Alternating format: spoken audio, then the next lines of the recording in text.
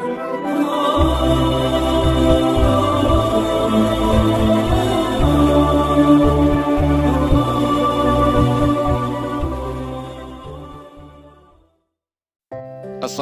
warahmatullahi wabarakatuh.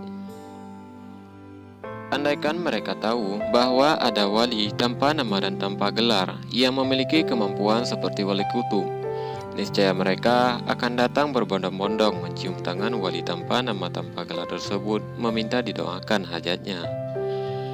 Jika wali tanpa nama dan tanpa gelar itu telah wafat, niscaya mereka akan berlama-lama di perkuburannya berzikir, berdoa, dan bermuhasabah diri meminta ampun kepada Allah Subhanahu wa Ta'ala yang Maha Pengampun atas dosa-dosa mereka selama ini.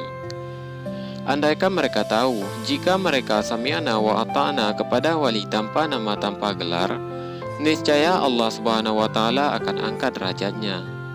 Namun sayang sekali, karena wali tersebut tanpa nama dan tanpa gelar kewalian, maka beliau seringkali dilupakan dan diabaikan setiap orang.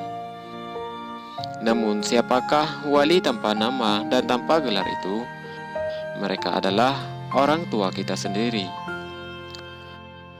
Apakah kita tidak tahu tentang Uwais Al-Qarni, salah satu sahabat yang tidak pernah bertemu Nabi secara fisik dan juga seorang wali? Apakah yang menyebabkan dia memiliki derajat yang begitu agung hingga namanya terkenal di langit walaupun di bumi tak ada seorang pun mengenalnya?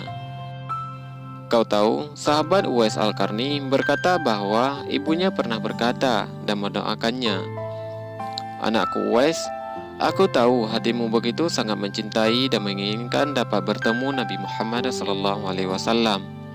Namun kini kau datang kepadaku dengan wajah dirundung sedih karena tak berhasil menemui Rasulullah SAW, dan kau memilih segera pulang karena memikirkan dan mengkhawatirkan aku.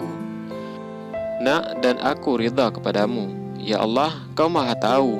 Saksikanlah bahwa sesungguhnya aku telah ridha kepada anakku. Maka terimalah ridhaku ya Allah, dan ridhalah anakku Uwais."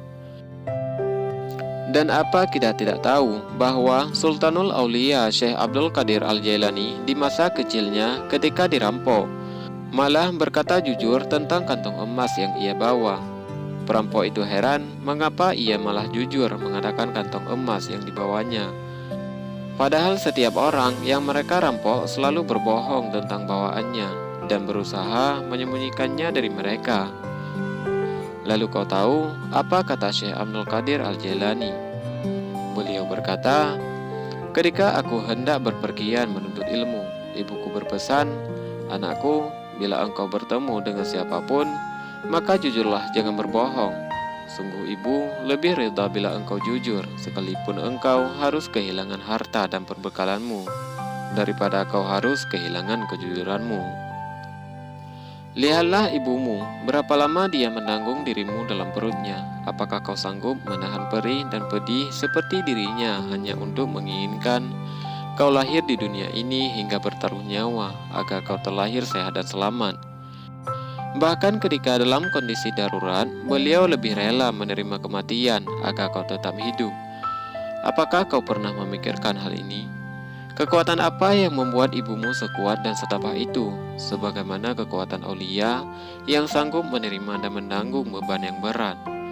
Itu kekuatan Allah Subhanahu wa Ta'ala yang dianugerahkan kepada ibumu melalui rahman dan rahimnya.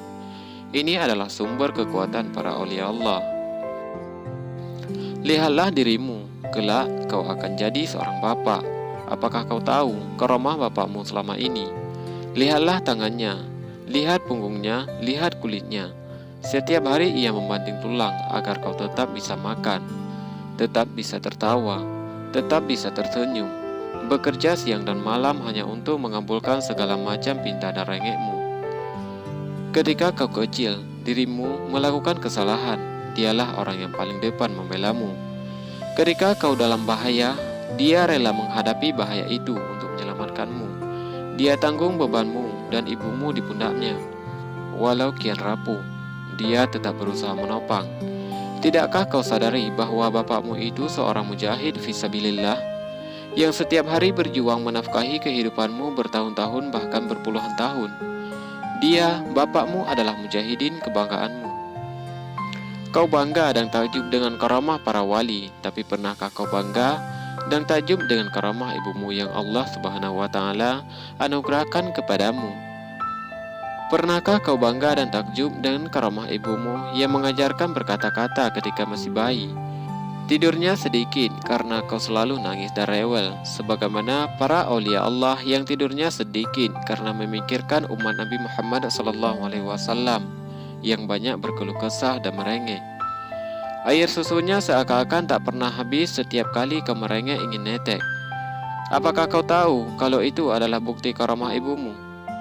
Tidakkah kau pernah mendengar kalimat ini? Ridha orang tua adalah ridhanya Allah. Para aulia, mereka menjadi wali kutub dikarenakan ridha dari orang tua mereka. Tidakkah kau sadar bahwa doa dan harapan kedua orang tuamu hampir setara dengan wali kutub?